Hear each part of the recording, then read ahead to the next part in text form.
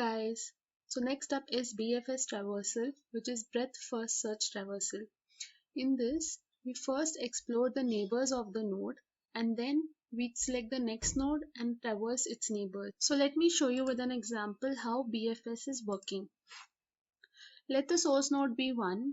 So from 1, what we'll do first, we'll explore the neighbors of 1, which is 2 and 3.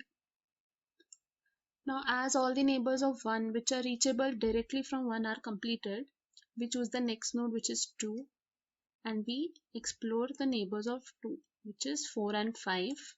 Now the neighbors of 3 are 5, then the neighbors of 4 are 6, and the neighbors of 5 are 6, but 6 is already visited, so let's not visit it again. And next is the node 6, which has 7 as the neighbor. So now all the nodes are visited, and this is the order for BFS. Next, why is queue used for BFS? As we know that stack is used for DFS because there we need backtracking, which can be accomplished by the use of stack. But in BFS, what happens is, number 1, that first we explore the neighbors of the node, right? So as you can see, the traversal is actually going level by level. First we complete this level, then this level 2 and 3, then 4 and 5, then 6 and 7. We use queue because queue has the principle of first in first out. So the node which is seen first is completed first, is visited first with all its neighbors. Here for 1, 2 and 3 was visited first. So first we complete the neighbors of 2, then we complete the neighbors of 3, and then we go to the next level. This is BFS order, and this can be accomplished with the use of queue. If there's a graph question and you have to choose which traversal suits the best, there are some reasons why we should choose BFS and when it is required. So why BFS? BFS is used to search a part of the tree for a solution. So in BFS, if the solution doesn't want you to traverse the entire tree till the length, you'll use BFS always. Next is, it searches the vertex which are closer to the given source. So this also, with the example, you would have understood that all the nearer nodes are visited first. So this is used for closer nodes, while BFS is used if the nodes are really far, as I have explained in the previous video. As it is optimal for closer nodes, therefore it is used for single source shortest path questions. So if the question asks about shortest path or the shortest distance between two nodes in an unweighted graph, then BFS is the most optimal code. So now let's see how BFS works. So here I have the code to print the nodes of the given graph in BFS order starting from the source node. So guys, let's see how the code is working. We have path list and the queue list. Path list stores the final BFS order of the graph, and queue is used for breadth first search traversal. So here our start vertex is 1. So first we add the starting node to the queue, then we pop the element from queue, which is our node. Then if node is not in the path, we add the node to the path and we explore its neighbors, just 2 and 3. So we add 2 and 3 to the queue. Next, we go back and we pop the element of the queue because all the neighbors are visited for 1, right?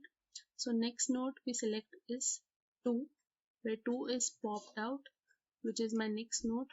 And as 2 is not in the path, we add it to the path. Now neighbors of node 2 are 4 and 5. So add 4 and 5 to the queue. Now the next node to be popped is 3. So 3 is my next node and it is added to the path. And now we explore the neighbors of 3, which is, now 5 is added to the queue. And the next node to be popped is 4.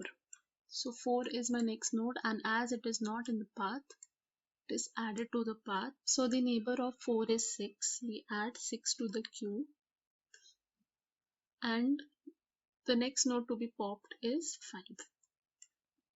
5 is my node, and as 5 is not in the path, it is added to the path, and we explore the neighbors of 5, which is 6. So 6 is added again, and then the next node to be popped is 5 again. Now here what happens, this sentence, that is if node not in path, as 5 is already in the path, we don't go any further and we go to the next node, which is 6. So 6 is my current node, and as 6 is not in the path, we add it, and the neighbors of 6 is 7.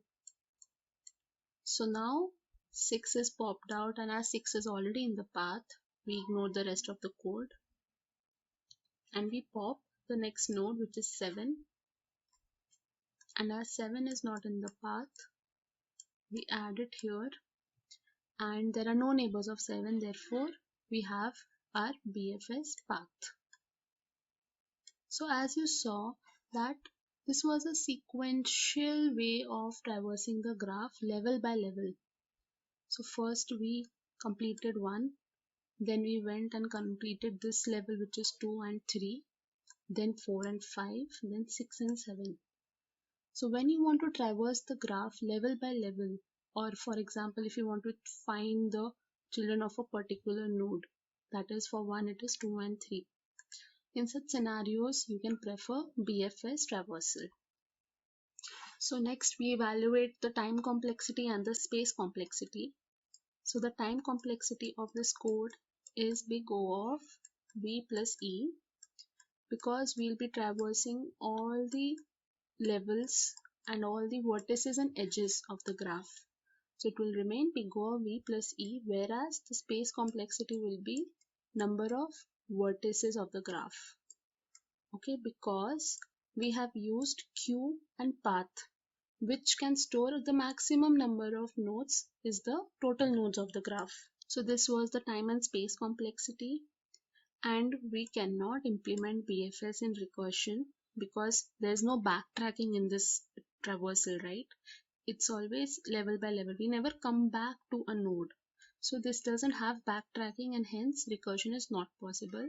So the only way to implement BFS is using iteration.